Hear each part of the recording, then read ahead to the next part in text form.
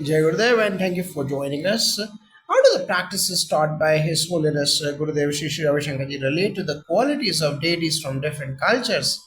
Jai Gurudev, yes, thank you for having me. Yes, Gurudev often emphasizes that the divine qualities represented by various deities such as wisdom, strength, compassion, and prosperity are inherent within each of us. Practices like Sudarshan Kriya, meditation, and pranayama help awaken these qualities, enabling individuals to embody the virtues these deities represent. Let's delve into specific examples. How can these practices enhance the qualities associated with Greek deities? Take Athena, the goddess of wisdom. Regular meditation and Sudarshan Kriya can sharpen the intellect and enhance clarity of thought, embodying Athena's wisdom.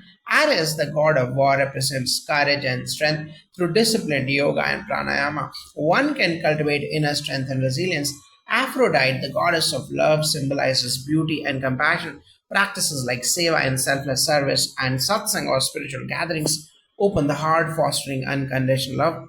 How about Norse deities? That's a great question. Odin, the All Father, is associated with wisdom and knowledge. Engaging in deep meditation and self inquiry aligns with Odin's quest for understanding. Thor, the god of thunder, embodies protection and strength. Physical yoga practices enhance vitality and courage.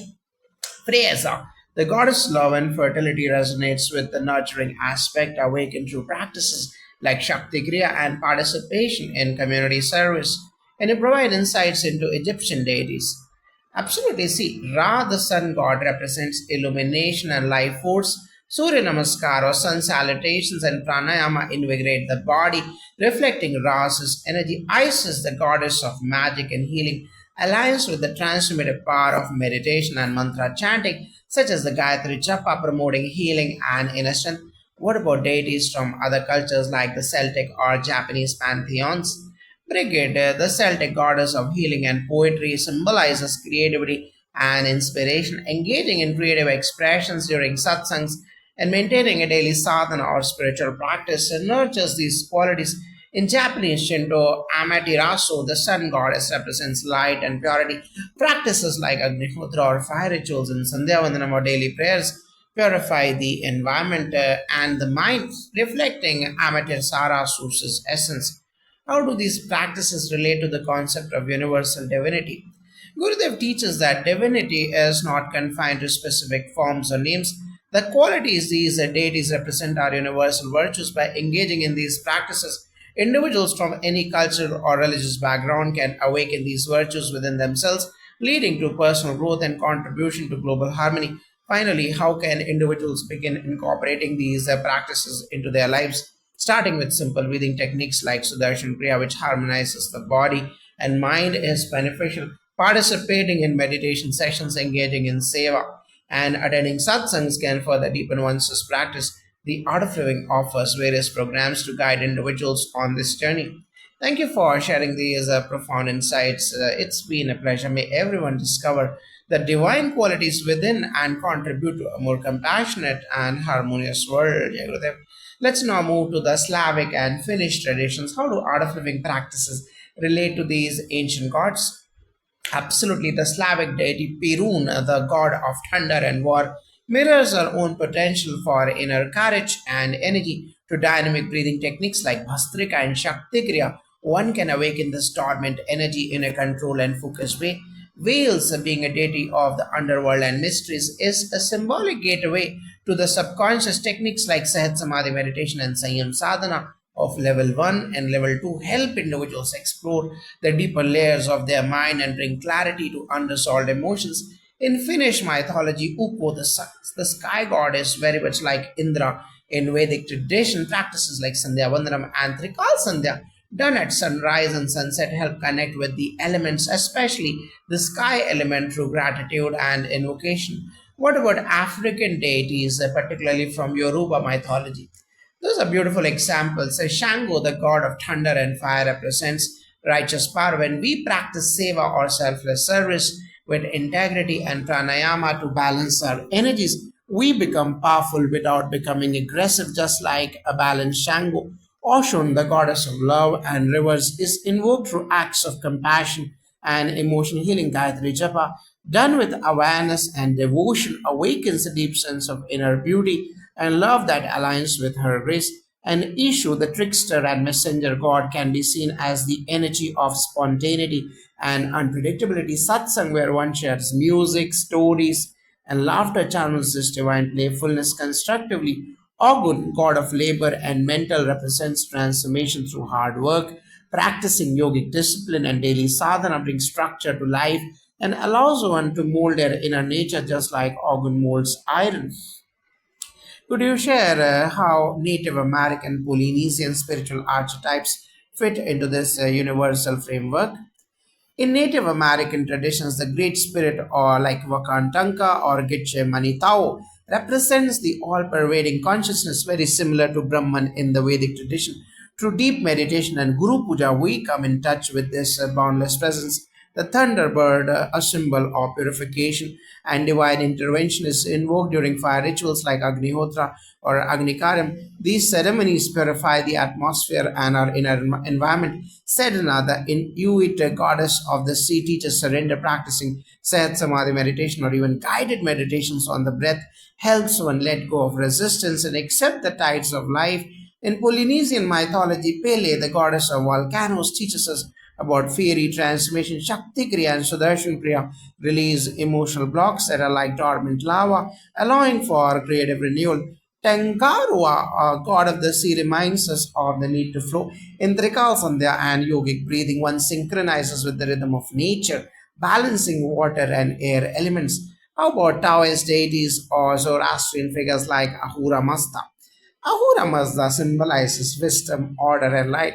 Gurudev always says the purpose of knowledge is to move from chaos to coherence. Techniques like Sanyam Sadhana of level 1 and level 2 and Yoga Nidra and even Satsang help integrate this inner order, creating clarity and insight.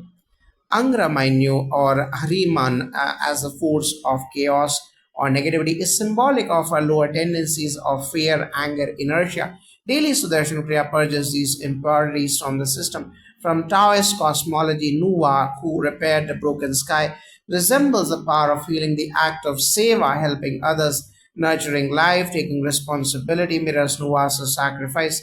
Fuxi, the originator of civilization, is the creative principle. Chanting Gayatri Mantra activates Mahadi, the higher intellect, allowing civilization to thrive within us. Let's touch upon the Mayan, the Filipino, and Japanese pantheons next.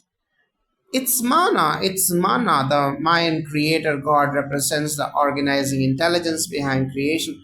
Upanayana, the sacred initiation into higher knowledge, was traditionally done to awaken this very intelligence in the seeker.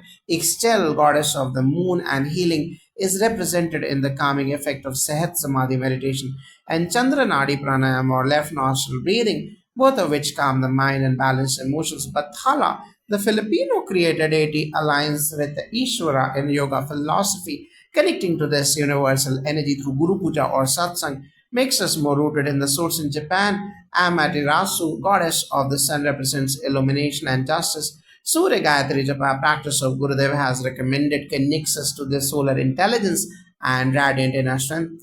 How can practices from Art of Living help one connect with the indigenous and Afro Caribbean deities?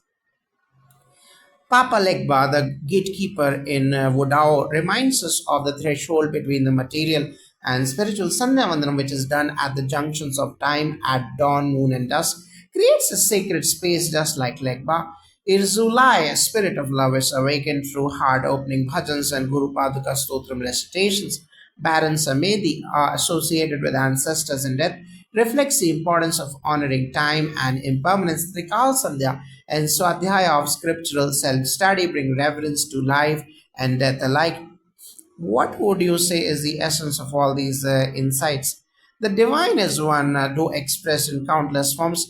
Gurudev beautifully says, just as there is one light which appears in different colors through a prism, so is the one divinity reflected in many cultures, names, and traditions. The practices of art of living are universal. They do not negate any tradition, but rather amplify the qualities each deity symbolizes. Whether it's through Sudarshan Kriya, Gayatri Japa, Sandhya Vandanam, or Seva, each soul is given a path to reconnect with its divine origin and radiate these godlike virtues for the welfare of all beings.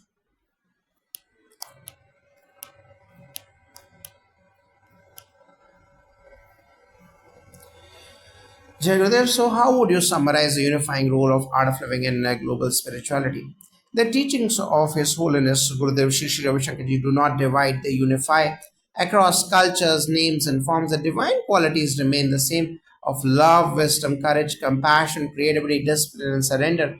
Whether you worship Odin or Ra, Isis or Amaterasu, the tools of breath of pranayama, silence, sayam sadhana, and devotion of bhakti or wisdom or jnana and service or seva bring those qualities alive within you. They make us walk the path from ritual to realization. In this age of global consciousness, art of living is not a religion but a bridge between all faiths, connecting every god form to their highest functional potential, to the elevation of human consciousness. And when each individual awakens these divine archetypes within, the world becomes a temple and humanity becomes one family.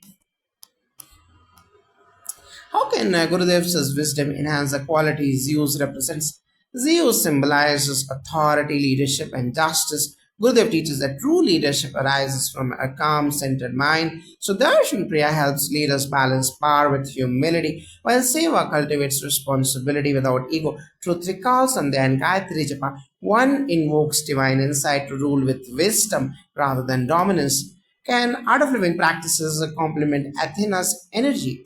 Absolutely. Athena's domain of knowledge and strategy thrives on inner clarity, Sanyam sadhana of level 1 and level 2, and silence meditation retreats, Sahat Samadhi meditation, and the Swadhyaya tradition of self study with reflection sharpen intellect and intuition. In Gurudev's words, real knowledge is beyond the intellect, it is experienced in silence. What does art of living connect to Apollo's radiance and how? Apollo's qualities are deeply integrated in our satsangs. Music is a powerful spiritual tool. Devotional music and art of living uplifts the spirit, and through Shakti Kriya and Pranayama, we restore vitality and healing. Artistic expression becomes effortless when the mind is stress free and the heart is open. Ardent sacrifice for wisdom. How does Gurudev interpret sacrifice? Gurudev often says sacrifice brings fulfillment, not loss. Audience's quest mirrors the yogi's path of upanayana, initiation into wisdom. Inner silence and deep meditation of Sahat Samadhi help seekers transcend ego through regular sadhana. The I dissolves into the cosmic self as Auden sought. How does Shakti Kriya align with Thor's divine might? Thor's thunderous energy corresponds to Prana Shakti. Shakti Kriya and Bhastrika awaken hidden vitality. But Gurudev reminds us true strength is in calmness, so even power becomes compassionate, not destructive. A peaceful warrior is what the art of living builds.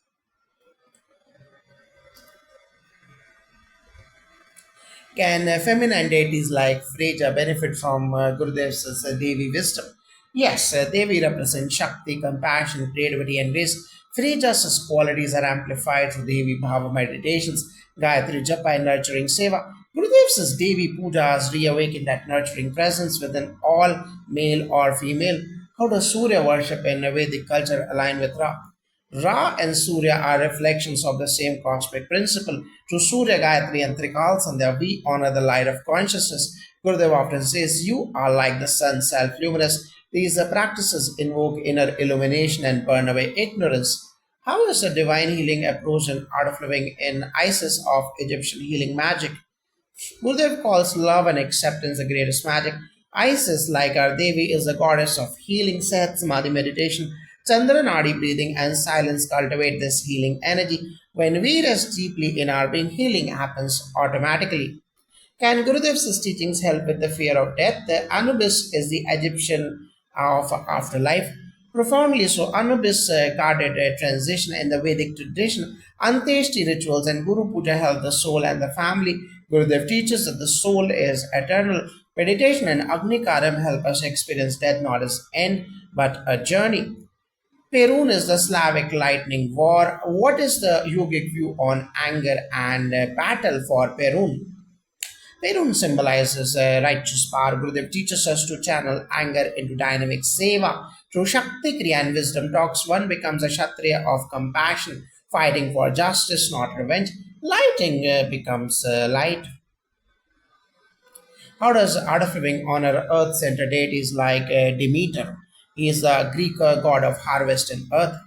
Gurudev emphasizes Bhumi Devi as a first mother. Practices like Agni Karyam, Sankalpa based pujas, and Gaushalas at our ashrams express reverence to the earth. Seva through organic farming and tree plantation is our worship of Demeter in action. Mars or Ares is the Roman Greek god of war and courage. How does Gurudev redefine courage for modern times? Courage is not aggression but calm strength through Sudarshan Kriya. We develop resilience and through Seva. We use our energy for upliftment. Gurudev says, a calm mind is the greatest weapon. Mars becomes a warrior of peace through yogic practices. Iris is the Greek god of messenger rainbow. How does communication and divine connection evolve through art of living? Iris as a messenger reminds us of a nada or sound and mantra. Chanting Gayatri Mantra and Guru Paduka Sutram connects us to higher consciousness. Satsang becomes a bridge between worlds, just like Iris. Gukumats is the Maya feathered serpent. How does Gurudev's work relate to ancient wisdom like that of the Maya? Gurudev always says truth is universal. Serpent symbolism, Kundalini, and transformation is mirrored in Shakti Kriya. Breathing techniques open nadis or energy channels, awakening dormant path that mind masses like Gukumats represent. Check the